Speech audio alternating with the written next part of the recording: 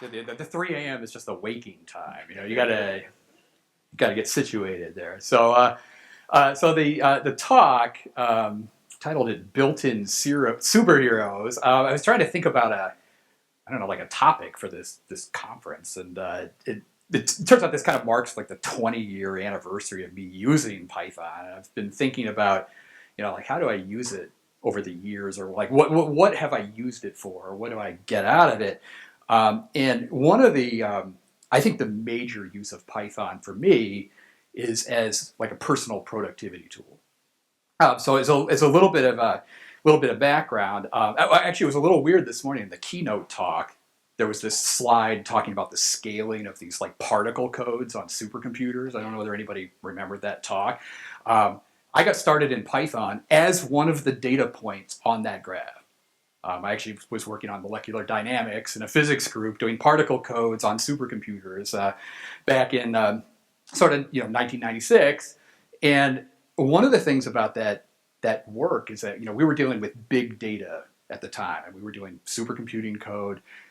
Big data in that era would have been like 16 gigabytes, which is I find amazing because like my phone has 64 gigabytes on it, right? So it's we're dealing with these 16 gigabyte data files, and a lot of what we were doing is we'd run these things on the supercomputer that would maybe only take like 10 hours or something like that. And then it would take weeks to analyze because we're just doing all this stupid stuff of like transferring files around and trying to convert file formats and like get data in from one tool to another tool and other stuff. And one of the things that got me into Python was it was kind of a tool for dealing with all of this really annoying crap. It's like there's like the problem that we're trying to solve, but then there's like all this other stuff like munging data. So, in the data science world, you hear this, this phrase, it's like, like 90% of your time is spent like munging the data, and then like 10% is actually doing something with it. So that was very much the case for me. And in thinking about like using Python since then, I was trying to think like, what is the real secret weapon of the language, so to speak? And honestly, I think it's the built-in types. This might seem kind of like a basic thing to be talking about, but if I actually honestly look at how I use Python day to day, and what I use it for the most, it's basically manipulating things like tuples, lists, sets, dictionaries, various things from the collections module, and so forth. And I think like knowing about that is really kind of the key to becoming some kind of Python wizard. Like, I mean, if you really want to get like your hands into the nuts and bolts of the language and doing stuff, having like some command over that is like a really useful skill. Now, some of the reasons for this, I thought I would kind of like spell out some of the things that I think about with the built-in types. One is that they're everywhere. There's also a great deal of flexibility. There's a performance aspect and there's a fun aspect. So what I wanted to do is actually talk about these for a second here. So I'm gonna iterate through those and just talk about some of the reasons here. So the first thing, is that I've modded Python slightly.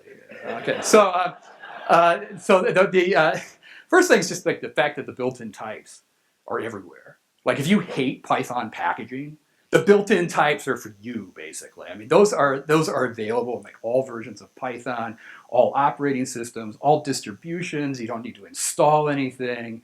They're just always there. You can use them to do stuff. So that's one facet of it, just always available. There's a huge amount of flexibility with the built-in types. I mean, you can make lists out of anything. You can make these very complicated data structures, lists of tuples, of dictionaries, of sets, and things. And it's like, it's awesome. It's like if you kind of get your mind in that space. It's like you have this set of tools, and you can do all sorts of amazing things with those. The performance side of it is maybe a little bit weird, but I feel like the built-in types are fast for my time as a coder, basically. It's things like memory is super cheap. Like if I need a lot of memory, I can just spin up something on Amazon and create as many Python dictionaries as I can possibly imagine on there. Now, maybe if I'm trying to put some code into production later on, I'd want to think about it and be a little bit smarter about things using, NumPy or pandas or something like that. But as far as just getting something off the ground fast, built-in types are great for that. I mean, just kind of messing around with stuff, prototyping things. It's more like my time that I'm trying to optimize there. And then the other thing is just the I don't know. There's like a certain fun quality to it. I mean, I sort of feel like the built-in types are this set of like little building blocks. They abstract away a lot of annoying details. Like I don't have to think about memory management, right? It's like I don't want to think about that.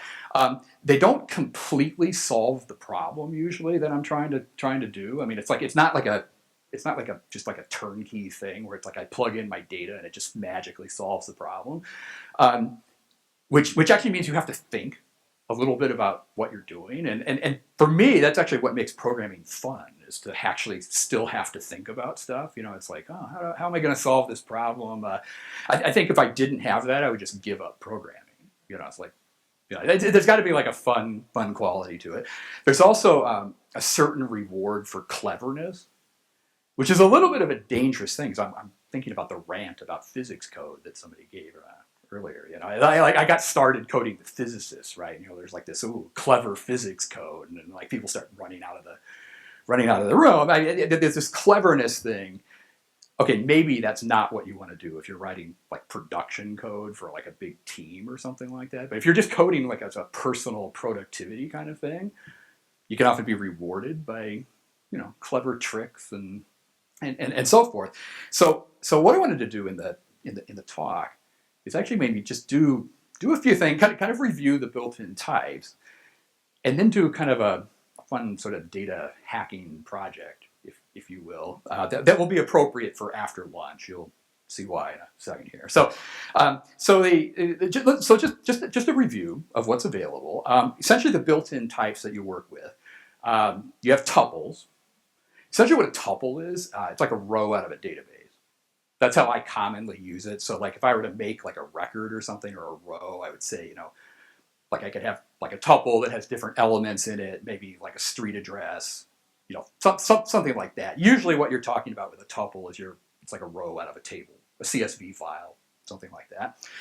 There is maybe a close cousin of tuples, the named tuple object that's in the collections module. If you've never seen that before, one of the complaints about tuples is that sometimes people will write code where you index in there by a number. And it turns out if you do that too often, your coworkers will want to hit you.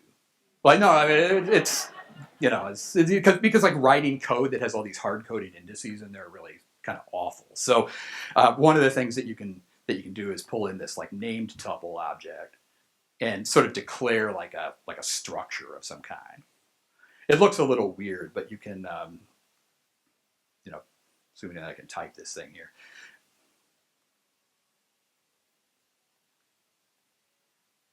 Okay, so maybe you make something like that, and then what you can do is use that in place of a normal tuple. What that lets you do is you can use dotted attributes. So if you've never seen that before, it's definitely worth kind of tucking away. It's kind of a useful trick. So that's one of the data types is tuples.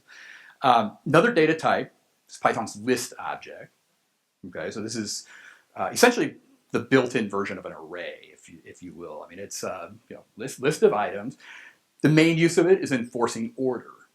To be honest, like if you ever need to rank data or sort things or preserve order, put it in a list. You'll keep the order. One important thing about it, again, you can put anything you want in a list. So if you want a list of strings or a list of numbers, you put it in there, do different things with it. Another useful data type is Python's set object. This is very useful for sort of uniqueness and membership testing kinds of things. So one critical thing about like a list, for instance, like if you had a list,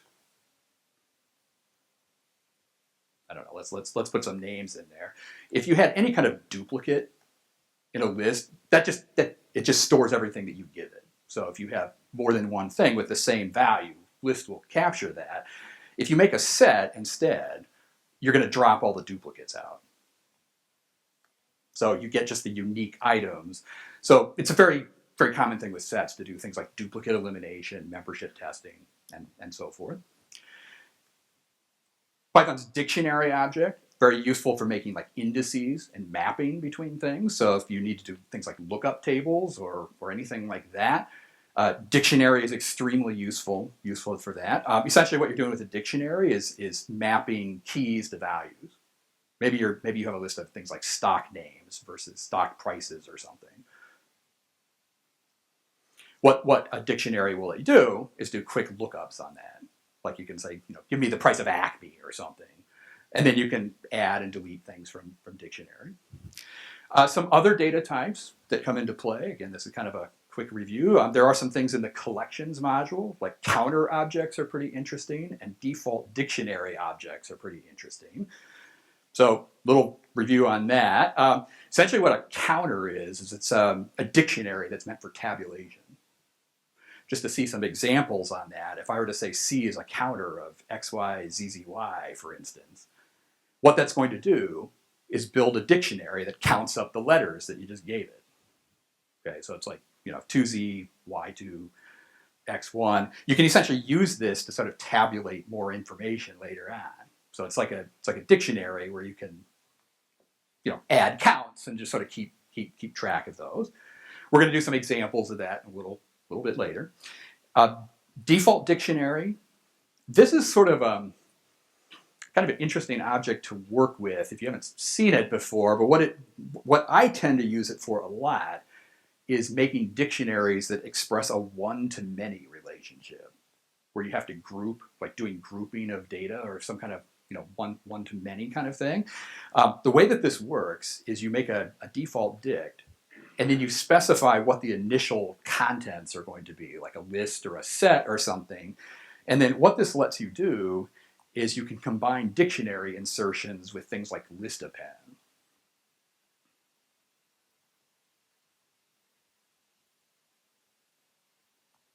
Do a few examples there. What it's doing is it's building up a dictionary where you can see, like on that span, it's got two values there. One was 42, one was 10. It'd be a very useful way of kind of clustering data, grouping data, and so forth. So all of these things, these are kind of the built-in types that I'm talking about.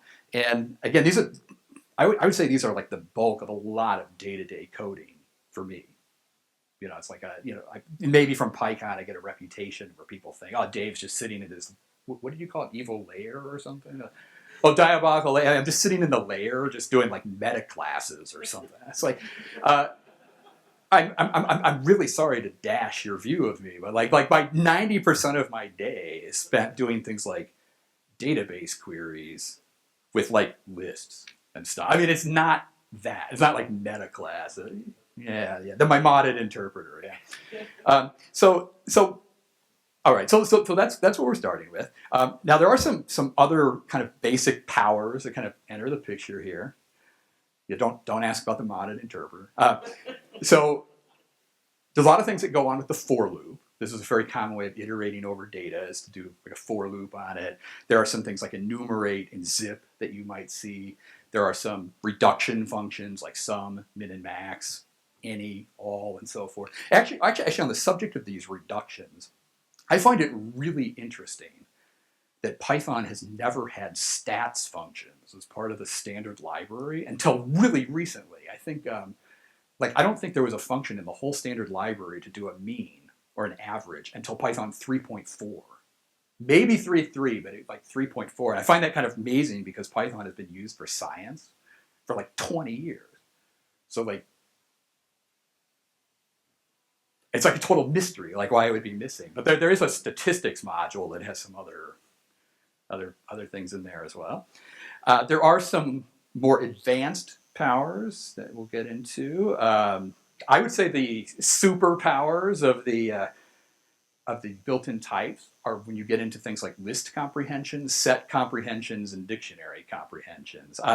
Very common thing that you might have is you might have a list, and then you need to do some kind of transformation on it. Like maybe I want to take all those numbers and square it. I could do something, like this, where I could do like a manual for loop like that. I mean, that's one way to like you take a list and you transform it, but that is just way too much typing. I would much rather just do a shortcut. This is an example of a list comprehension. You can just say, okay, I want to say, x times x for x in nums. That will make a list that carries out that calculation, gives you the result. So there are some nice shortcuts related to that. We're going to do some examples in a second. So those are some things that are available. And then there's some other more mystical powers. If you get into Python's iteration features, you might encounter things like generators and generator expressions. This is a little bit of an interesting thing. If you've what did I call that? Nums. If you were to say something like squares is equal to x times x for x in nums, just with parens like that, it doesn't actually do the calculation. It creates this sort of interesting kind of generator object. What happens there is it will feed you values one at a time if you do a for loop on it. It turns out if you know what you're doing with this, you can use these to save a huge amount of memory in your program. Like you can actually set up calculations on very large data sets and do streaming and all sorts of other things. That's not really we're not going to really do a tutorial about more on that here, but if you're looking for something very interesting, that would be something to look at. So what we've got these built-in types, useful for different things. What I thought we would do is a little data analysis project here. This will either end really badly or it'll be good here, involving some data from the City of Chicago data portal. I don't know, a lot of cities are sort of publishing data sets these days. You can download all sorts of interesting things about potholes and crime and rats and other things like that. So I thought for after lunch, what we could look at would be the City of Chicago Health Food Inspection Database. Health and Human Services. So the city actually publishes a data set. It's a 130,000 row CSV file from the health department. And we're going to grab that and look at some things related to food here. So this, hopefully everybody is well eaten after lunch here. So, and I'm just going to do this stuff entirely with built-in types. Keep in mind, you could definitely do this kind of thing with pandas or some other things, but I think it's kind of useful to just see the built-in types in action as well. So what I'm going to do here is I'm going to use Python's CSV module to grab this file as a list of dictionary. This is maybe the most inefficient way of representing data possible in Python, but it's also super simple, and memory is infinite. So I find it amazing that can't you order up like a terabyte of memory on Amazon these days? So if needed, I can go there. So what I've done is I've read this food database. Let's just take a quick look at it here. It comes back with about 130,000 records. This is what one of them looks like. Okay, so this is the kind of stuff that the city publishes. You get information about the name of the business, what its address is, what kind of facility is it, when was it inspected, what were the results of the inspection, did it pass, and so forth. So it's some information from the city there. Here's another one just to see something more interesting here. So this is another record here. They will actually put in their notes on the inspection in the database. So you can, this is still a pass. It says pass with conditions there, but it's but you see like certain violations listed there about different things here. Observed blackish colored stains. Okay, that's not making me feel very hungry at the moment, but it's but they're publishing this sort of data there, and some of the things that you might want to do are just start exploring. I don't know, just kind of exploring the data a little bit. So one of the things that you might focus on might be something like, like what is just the result of a health inspection? Like, okay, so you get a health inspector showing up, like what are the possible outcomes of that they care about? Well, that's one place where you might put use something like a set comprehension. What I'm going to do here is I'm going to just go over the database. I'm just going to go over all the rows of data, and I'm just going to collect all the results. Just give me all the results. But I'm using the fact that sets drop all their duplicates out. So this is going to give me all the unique results. So it comes back and says, okay, those are the possible outcome. Business not found, it either fails, no entry, out of business, pass, and so forth. Maybe I use that to filter the data down. Like maybe I'm interested in who failed their health inspection.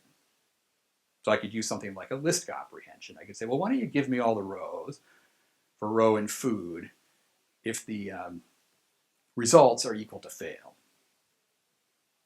Okay, so I'm iterating over that data, and we can look at that and say, okay, well, we got 25,000 records of failed health inspection.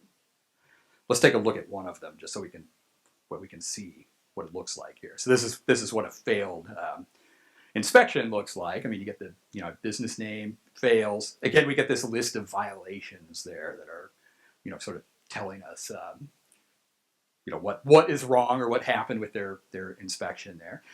And once you start down this route, I mean, you can start thinking about like other kinds of questions. Like one question that you might start asking is like, what would be the worst place to eat in Chicago?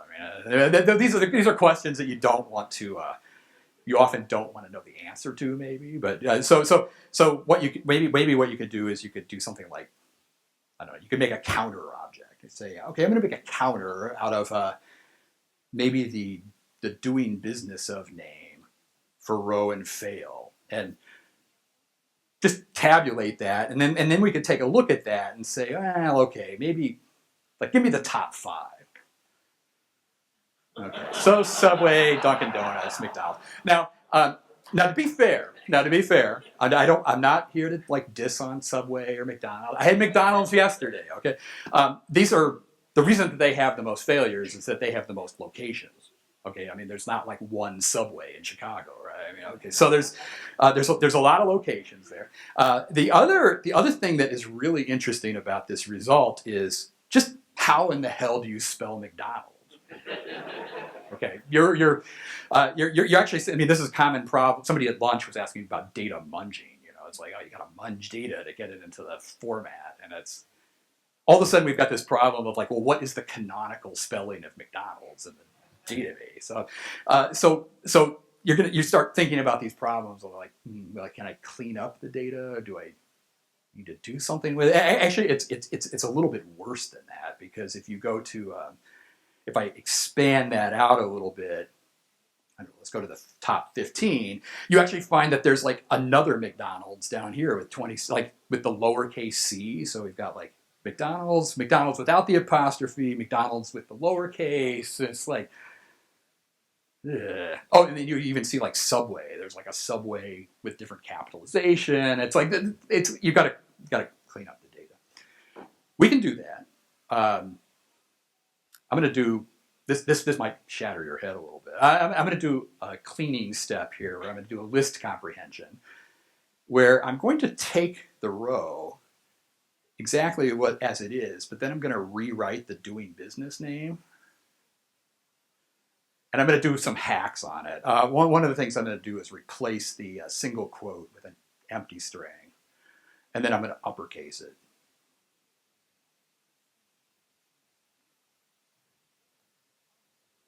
Now, the first part of this is actually something you may or may not have seen. This is a Python 3.5 feature that is going on here. What that's doing is it's taking a dictionary row, and then I'm like merging in new keys into it and getting a new dictionary out. It's kind of an exotic, sort of weird feature, but it's. I'm showing you that so you can take it home and then like spring that on your coworkers, and they'll wonder about that. So you can. You can do that. Let's go ahead and do our worst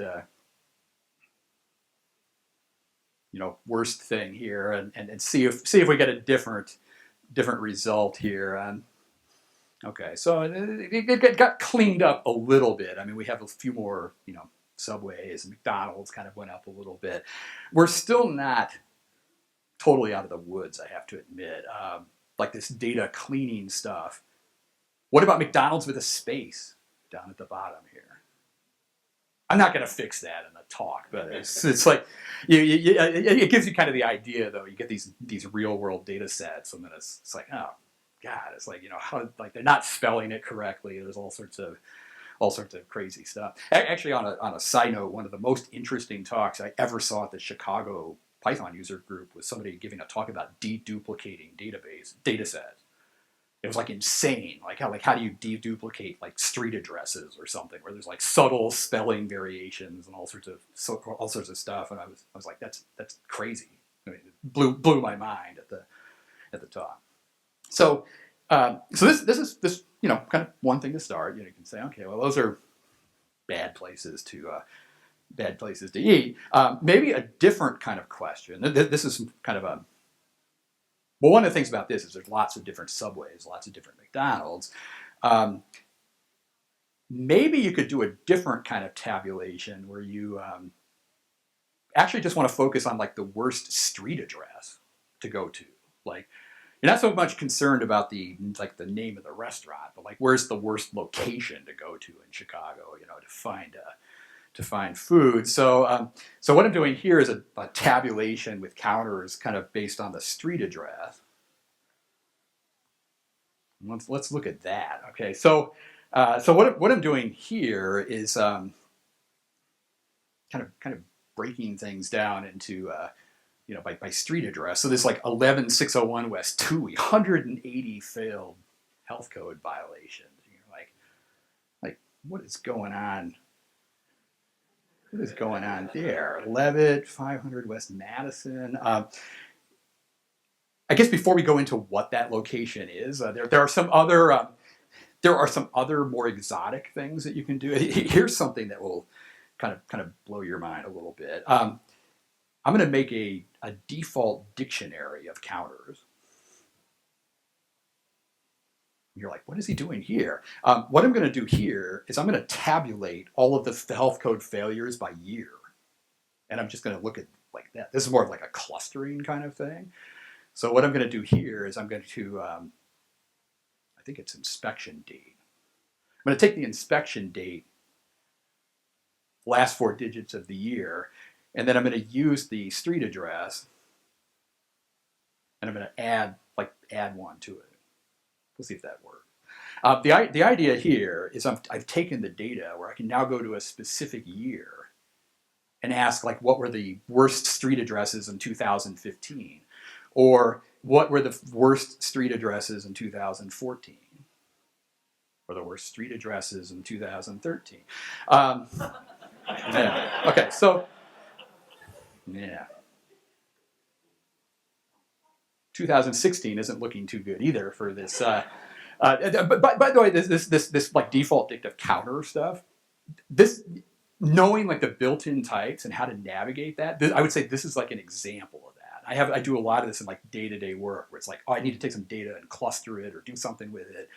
Knowing about these things and being able to just do it, super useful thing. All right, so we've got this. We've got these bad street addresses. Let's go back to the master list here. That 11601 West Toohey is just like some kind of hellhole of like failed health inspections. And I guess the question is, what is that? I mean, why would that be so bad? This will test your Chicago street knowledge, but I don't know, let's ID it.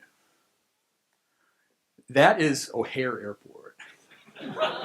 Okay, so if you've been out at O'Hare, a lot of restaurants, a lot of things at O'Hare. Okay, in fact, let's grab all the O'Hare stuff here. So we're going to do all the row for row in fail.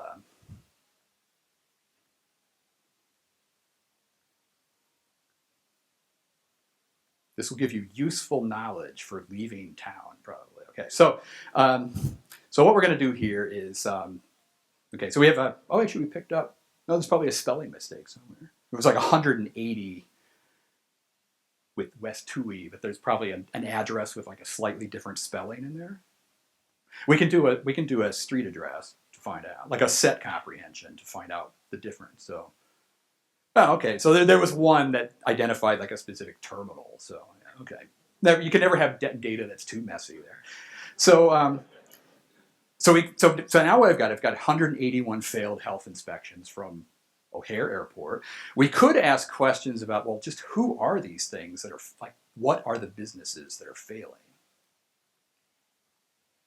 I'll do another set thing. So this is going to give me a unique set of everybody who has failed a health inspection at O'Hare Airport. And I don't know whether that's a complete list of everything at O'Hare, but it's, but you definitely get the list. You know, American Airlines. You know, all sorts of all sorts of things there. Kind of fun stuff there. And then you could, you know, one of the things that you could start doing with this is, have I made people sufficiently disturbed here? Disturbed? Yeah. It turns out that navigating this data, one of the things that the data has is it has like a doing business as name, but it also has an also known as name.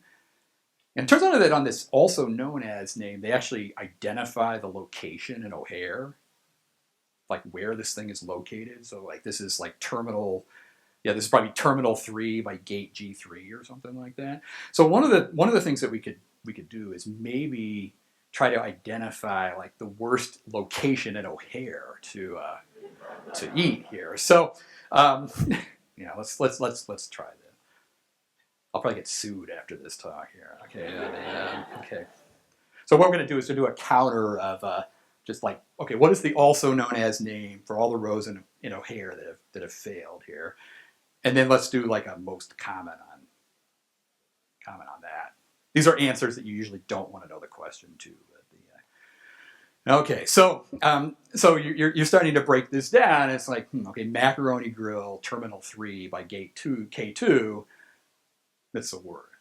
Now, to be fair, 6 versus 5 is not, you know, it's not like a huge difference between the top contenders here, but you're definitely getting different locations. You know, like, you know, Gate Gourmet, I think isn't that the, I'm trying to think, is that like online? Is that this food service on the plane? Is that the on the plane there? The different clubs for the elite travelers are up there. United Club and so forth. So a lot of kind of fun stuff there. 10 minutes.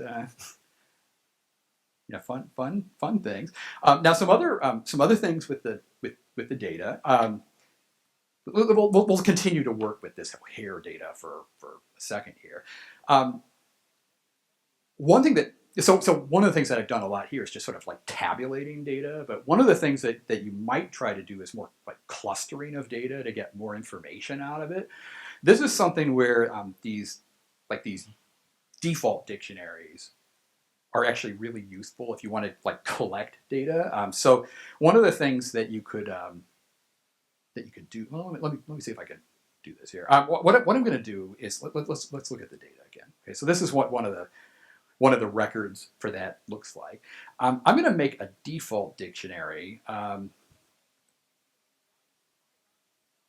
This is this default dictive list idea where I'm going to try to collect all of the inspections for every single restaurant at O'Hare separately, maybe by like their license number or something. So what I could do is maybe iterate over the O'Hare data, and then I'm going to take the like the business license number as a key, and then I'm just going to append the result of that.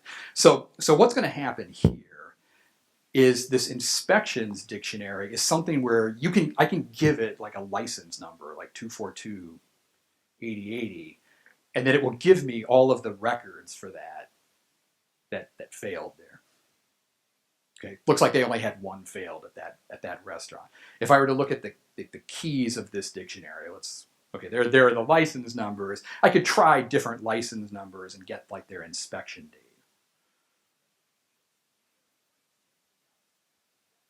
Okay, there's one. Okay, that's chili. Okay, a couple of failed things. You can expand this to do other things, like if I wanted to just get like their inspection date.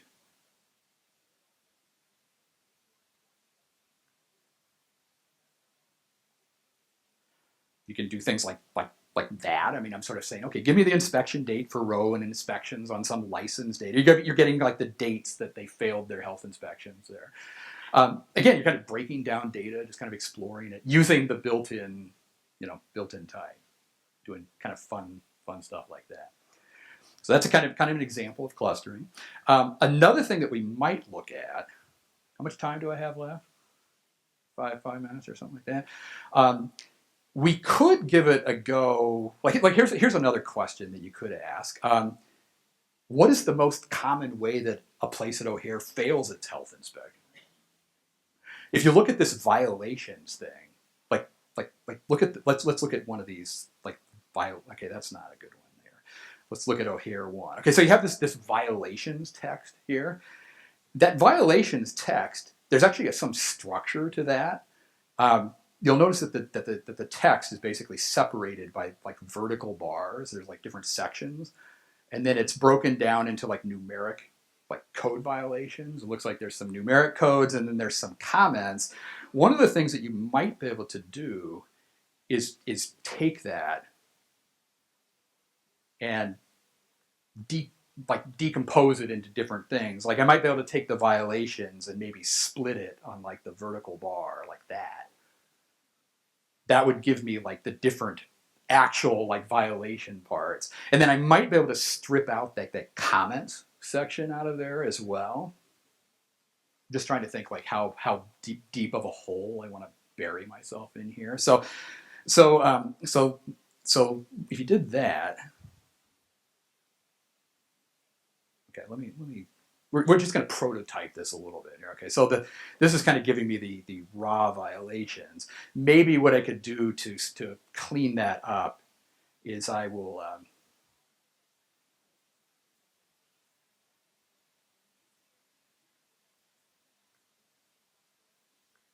I'm going to try to slice this thing. This is so bad. I mean, this is really bad.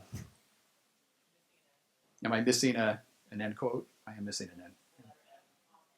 Oh, comment. Yeah. Ah. Okay, so we're gonna try to kind of strip this thing down. I'm gonna lose like total style points for this. I'm gonna strip it of white space too, just to kind of normalize that there. So maybe one of the things that we could do is maybe we want to try to like find out like the worst, like what is the most common like violation of health code at O'Hare. We might be able to do this in a single statement. Maybe, I don't know. This is going to be a really bad idea probably. But what I'm going to do is I'm going to do I'm going to do the thing that I just did. The violate. Well, actually, no, I probably don't want to do that. Okay, so actually, here's what I'm going to do.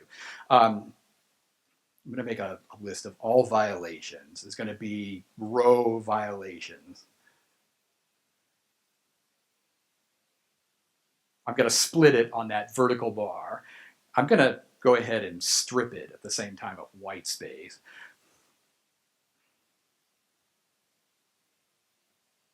And then I'm going to do this for everything at O'Hare there. Okay, so, oh, wait, no, I can't do that. Okay, never mind. Okay, so this is going to give me a list of like all violations for each thing that's there. And then what I'm going to do is, I guess I'll make a counter of this.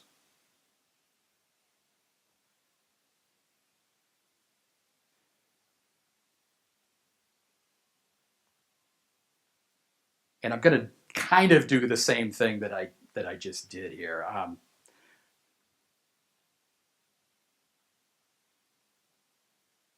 kind of doing this the long way, but that is okay. Okay, so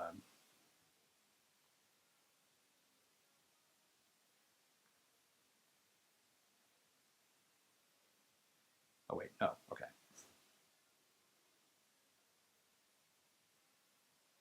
comments. Okay. No.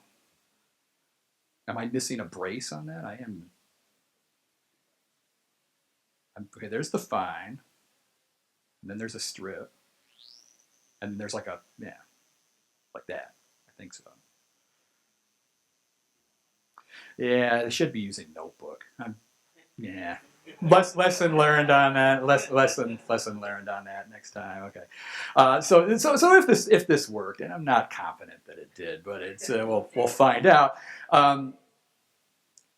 We come in here, and it's coming up saying, okay, these are sort of the most common health violations that they find out at O'Hare. Food and non-food contact. A lot of stuff with floors, ceilings, and so forth. Whether that's of concern to you or not, I don't know. But I'm probably almost out of time at this point. I think I don't know if there's some takeaway on this talk other than where to eat at O'Hare or something. What? Don't eat at Subway. Subway. No, I'll stick with that. No, I think there's a takeaway on this stuff. No, I feel like this sort of thing, even though it may have just completely shattered your mind, counters and default dicts and lists and all that stuff. I think for me, this is absolutely the most useful day-to-day thing in Python that I do. I do this a lot. And so and it's also one of the places in Python that changes a lot over time. As a book author, I'm always kind of updating things, and every new version of Python, it seems like there's some new evil trick that has shown up somewhere with the built-ins, and it really has kind of paid off to look at some of that. So that's kind of the end. I do have a thanks slide here. So just like to thank people for coming to this. I hope that wasn't too crazy, but I can see if there's questions. And all right, thanks.